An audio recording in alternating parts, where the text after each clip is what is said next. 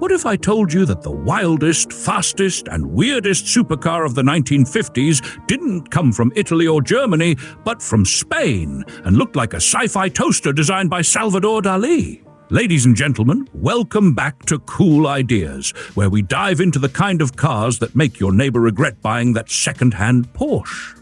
Today's ride? It's got the body of a Bubble, the soul of a Ferrari, and the build quality of, well, a truck factory on its lunch break. Even Timmy, who once tried to turn a cement mixer into a jacuzzi, said, "Bro, this one's too far." And that's coming from a man who thinks WD-40 cures arthritis. Before we dive in, do the right thing. Hit that subscribe button.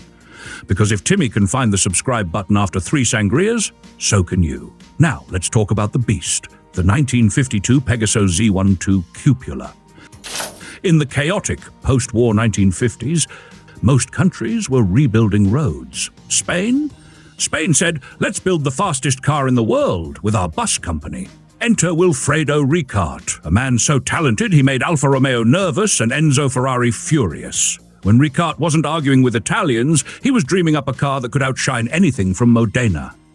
Now, I believe Ricart might have been part mad scientist, part Bond villain. This man designed a 2.5-liter V8 by himself, using hemispherical combustion chambers, dual overhead cams, and a setup that looked like it belonged in a submarine. And it wasn't just a pretty motor, it pumped out a 360 horsepower, 268 kilowatts in later versions. Not bad for a country where the only thing faster than the car was the government denying involvement.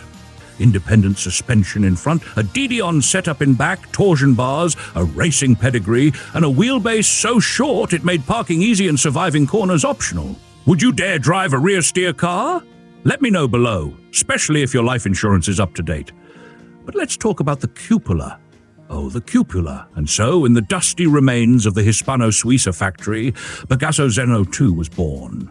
The second ever Pegaso Z-102, designed not by Pininfarina, not by Touring, but by Spanish students who apparently thought, let's predict the car of the year 1983 in 1952. The result? A giant bubble rear window and curves that made even Timmy say she's thick. This very car, yes, the one in the Lumen Museum today, was sold to Dominican dictator Rafael Trujillo, who probably just wanted a car that made even his enemies go, "Wait, what is that?" After a stint in the 1954 Carrera Panamericana, which it survived unlike Timmy's liver on taco night, it vanished for decades before being rescued and restored in the 2000s.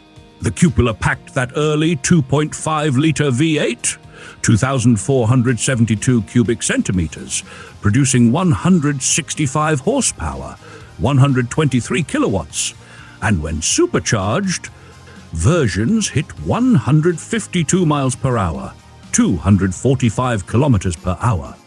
That was record-breaking for a touring car in 1953 before Jaguar came and reigned on Spain's Fiesta.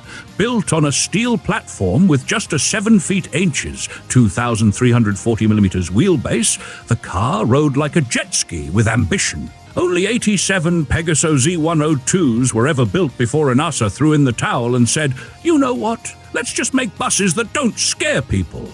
And out of those 87, only 2 Pegaso Z-102 Cupula models were ever created. Just 2. That's fewer than the number of sober decisions Timmy makes at a hardware store. And of those 2, only 1 survived to today, making it not just rare, but practically a unicorn of V8.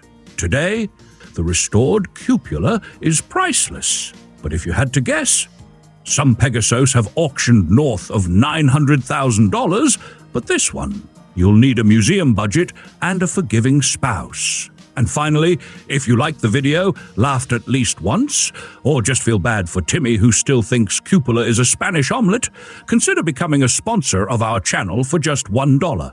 Sponsorship links down in the description. See you next time.